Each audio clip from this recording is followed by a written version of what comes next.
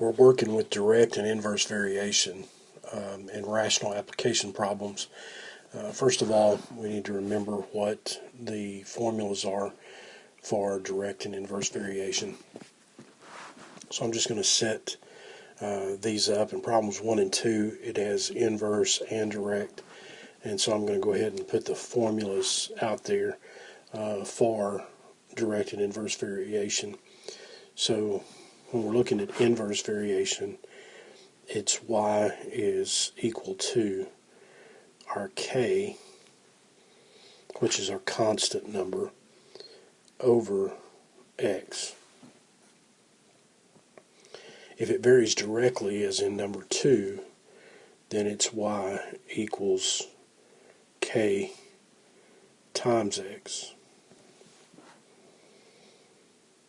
So let's take a look at our inverse variation problem first. It says that if y varies inversely as x and y equals -9, so we're going to put our -9 there, when x is -36,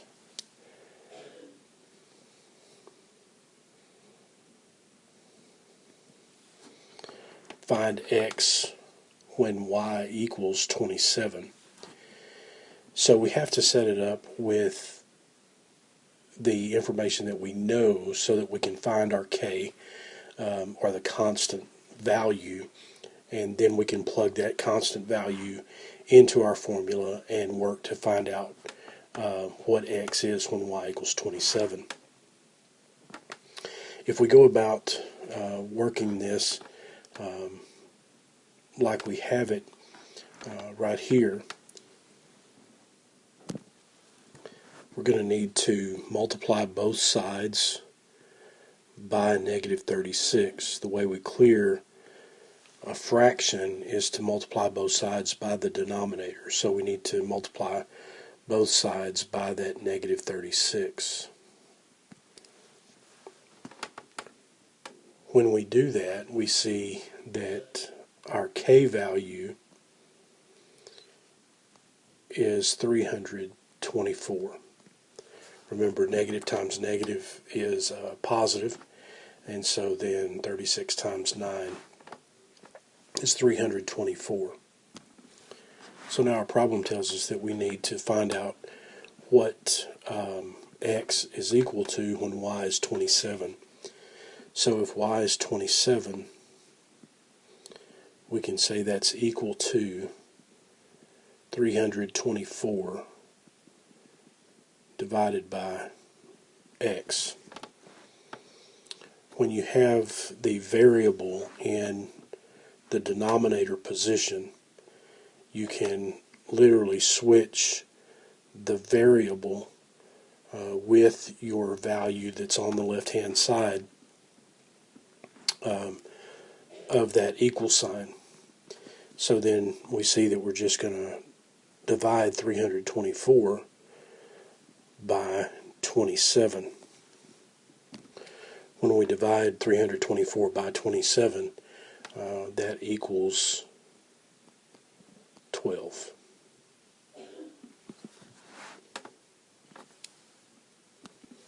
So let's jump down to our problem number 2 with the direct variation, and it works much the same way. We have to find out what our constant value, or the k value, is before we can actually work to find out what y is when x is 22. So if y varies inversely as x, or excuse me, not inversely, if y varies directly as x and y is equal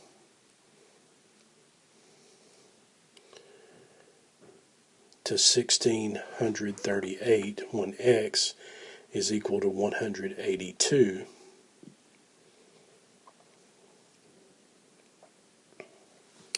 then find out what y is when x is 22. So to work a direct variation problem, we have to divide, because we have to get rid of the 182 on the right hand side, so that k's by itself because remember, we want to find out the k value in order to find out what y equals when x is 22. So we have to divide both sides by 182.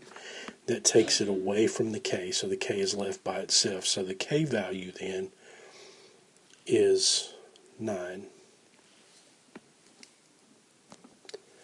So since we know our k value, we want to find out the value of y when our x is 22. We know our k value is 9 and our x is 22. So then we multiply 9 times 22 and we find out that x is equal to 198. So x equals 198. Now we're going to work a problem that is a little bit different in nature. It's an application problem of the rational equation. So problem number 10 is what we're going to work with here. Working alone, Bailey can sweep a deck in 15 minutes. Casey has swept the same deck in 11 minutes. How long would it take them working together? So the problem says that Bailey can sweep a deck. That's one activity or job. She can do that in 15 minutes. Casey swept the same deck. So we're looking at Casey swept the same deck, same activity, in 11 minutes. So the problem asks, then how long would it take them to do that same job of sweeping the deck if they worked together? So that same job, sweeping the deck, and we need to find out how much time it would take them together. So when you're working a rational equation like this, you have to find a common denominator. The way we find a common denominator really is to take one of each of the denominators. So we're just going to take each one of these denominators and we're going to write them right up here.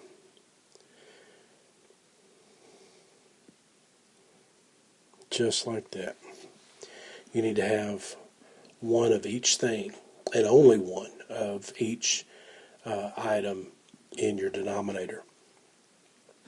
So what we do is we see that first of all our first rational has 15 in the denominator, and so we take away this 15 and we're left with 11x.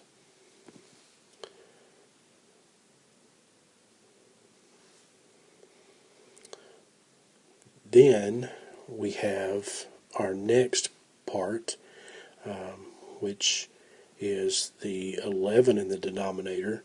If we take away that 11, we have 15x.